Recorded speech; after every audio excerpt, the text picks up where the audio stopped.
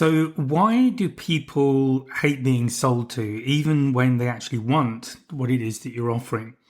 So the answer to that lies in a little bit of psychology, and that's what we're going to be looking at in this podcast. So my name is Graham Elliott, and let's dive into some reasons why you might be having conversations with clients that feel like they're going really well, and then all of a sudden they disappear, or you feel the enthusiasm drops off. So what's going on there?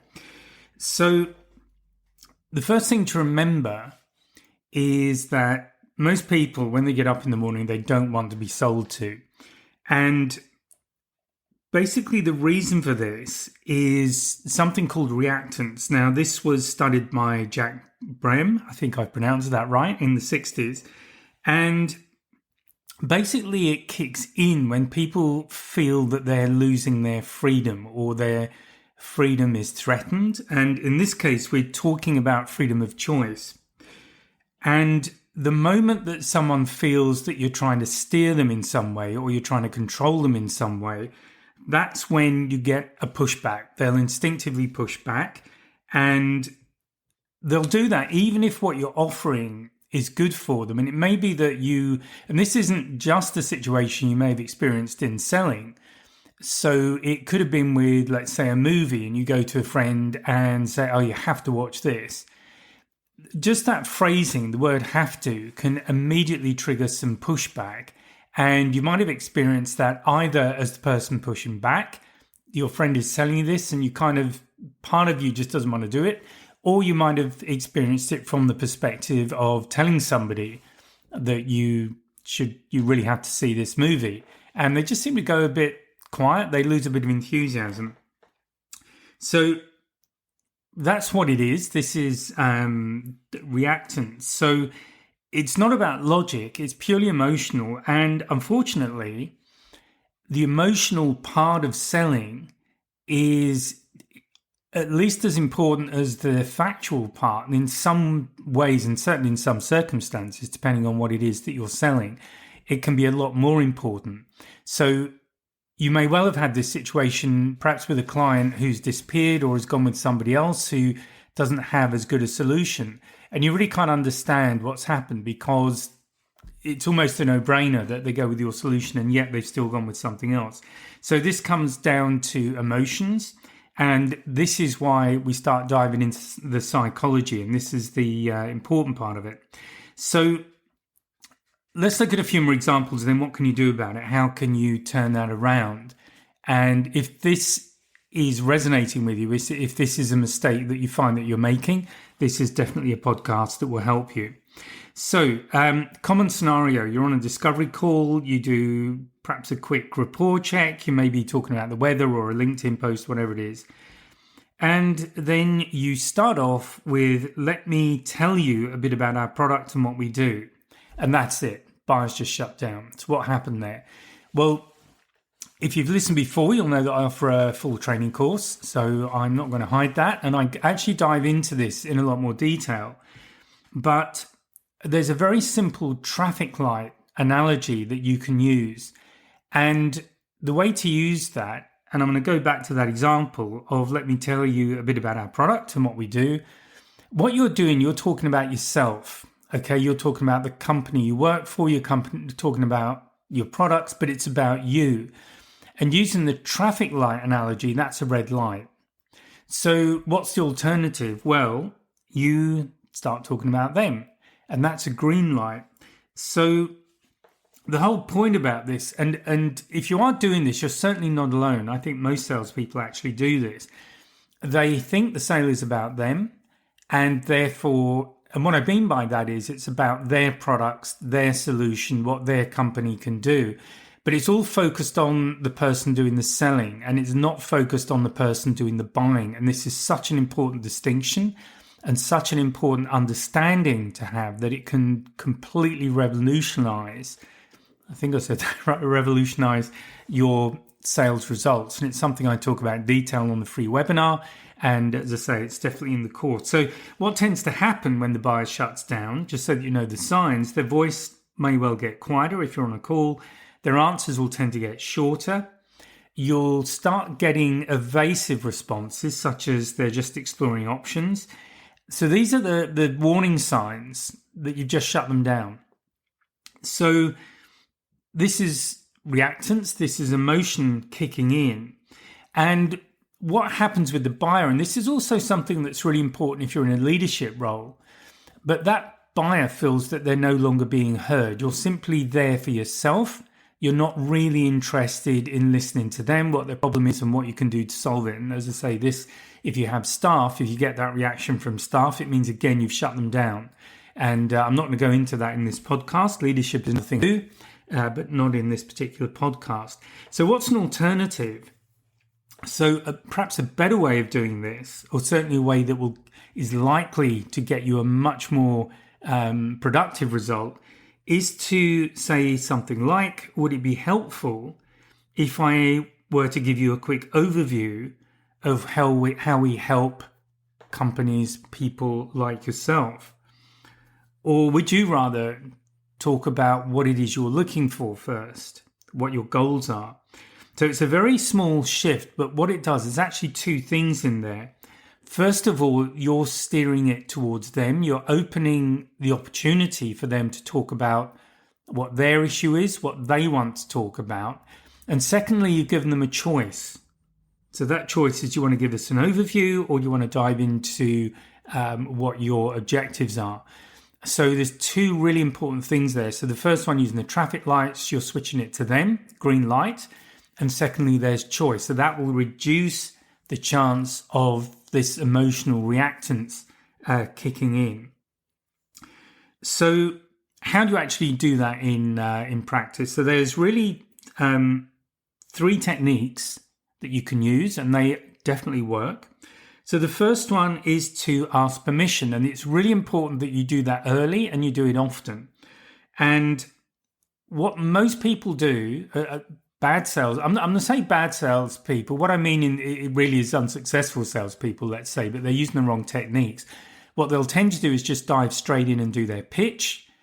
We all know about the pitch. If you've been in sales for any length of time, you'll all know about that. If you've been the person being sold to, I imagine you'll be very familiar with that, and also how annoying, frankly, it can be. So don't launch into your pitch. Start off with something like, would it be okay if I shared a few thoughts based on what I've seen with clients that we have who are similar to yourself? And the very fact that you're giving them, you're asking the question, you're making it their decision, gives the control back to the client. And this is really important.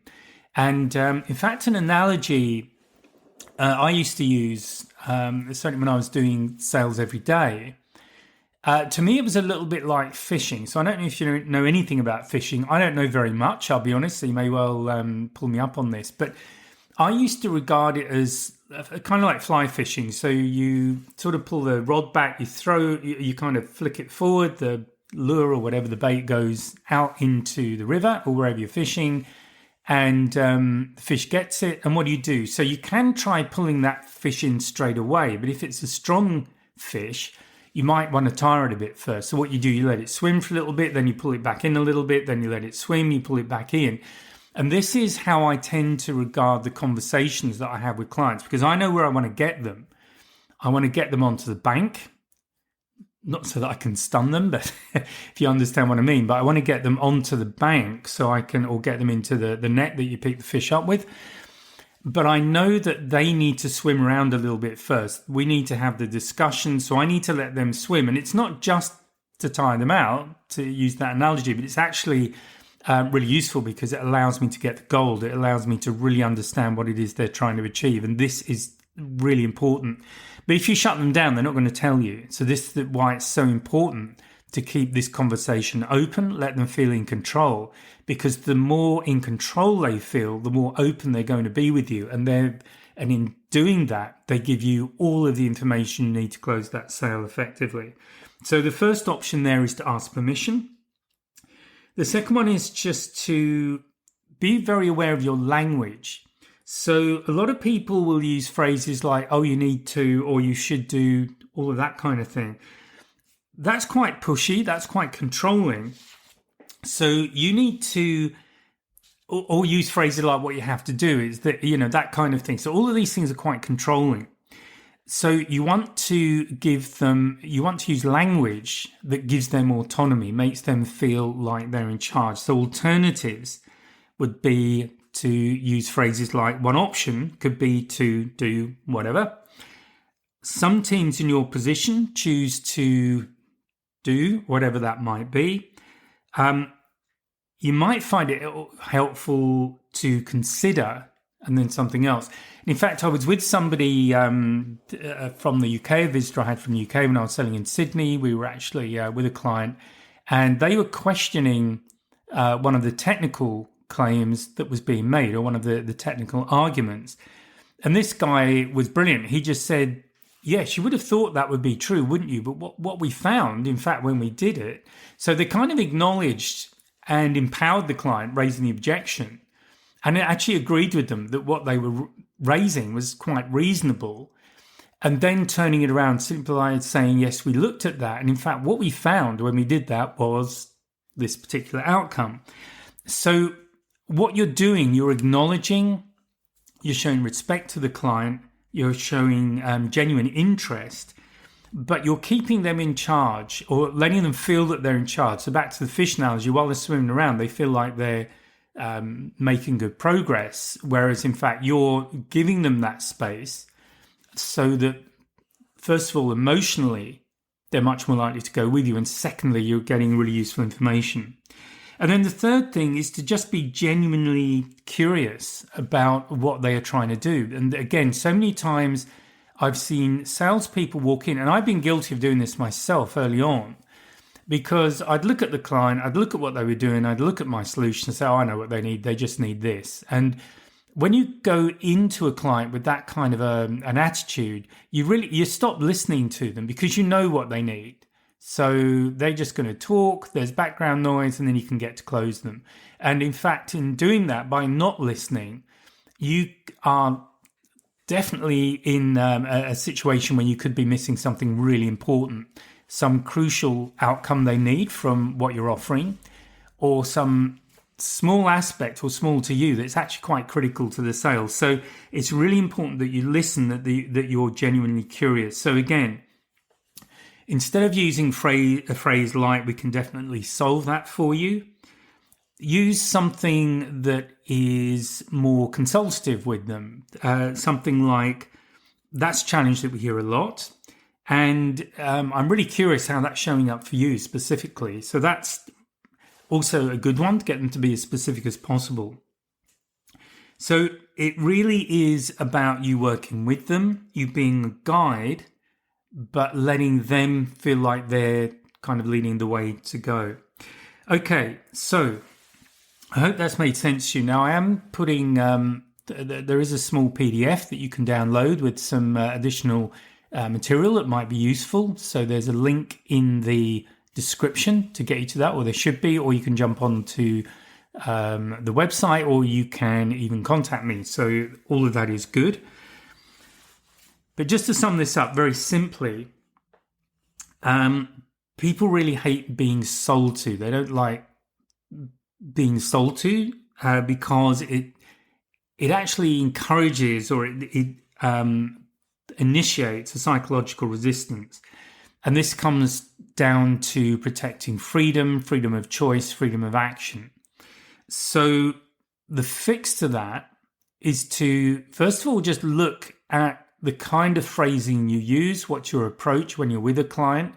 Are you pretty much trying to dictate to them what they should be doing? And that might be a strong term for what you're doing, but essentially, if you are not giving them choice, not giving them freedom, or that's what they're feeling anyway, then that is essentially what you're doing. So the key things are to just make small changes in how you frame things, ask permission, offer them choice. Be genuinely curious about what it is they're trying to achieve. And when you do that, the person that you're selling to will feel like they are in control. They will feel that you really want to help them. And I've said in other places, what salespeople are, or the best way to regard yourself, is a problem solver for your clients, because then it's about solving that the problem or problems that they have. And this allows that by being genuinely curious and using these phrases, it will allow the buyer to lower their guard in as much as they're not resistant to you anymore. They're actually start to genuinely feel that you're there to help them resolve whatever the issue is that they have. So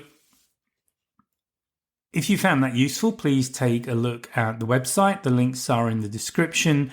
There is a free webinar. It's about 45 minutes, and I go through 3 things that can make an immediate difference to your sales. There is also a PDF you can download with this particular episode, and that just has a few more suggestions for you for how you can be more approachable, let buyers feel that they're in control, and just by making these changes, particularly if you are one of these people who tends to just dive in with your pitch, don't do that. Use some of the techniques I've described here, and that should make a big difference to your sales. So thanks very much for your attention, for giving me the time, and I'll speak to you in the next podcast. Bye for now. If you found this podcast useful and hopefully it's got you thinking, please sign up to my mailing list. There's a link in the description where you can just sign up, and I'll keep you informed of what's going on. There's also a link to a free 1-hour webinar. It's an on-demand webinar, and I'll take you through 3 things you can do right now to improve your sales confidence, and that includes handling objections and closing the sale. So please check out the links and please join the mailing list, and I'll speak to you next time.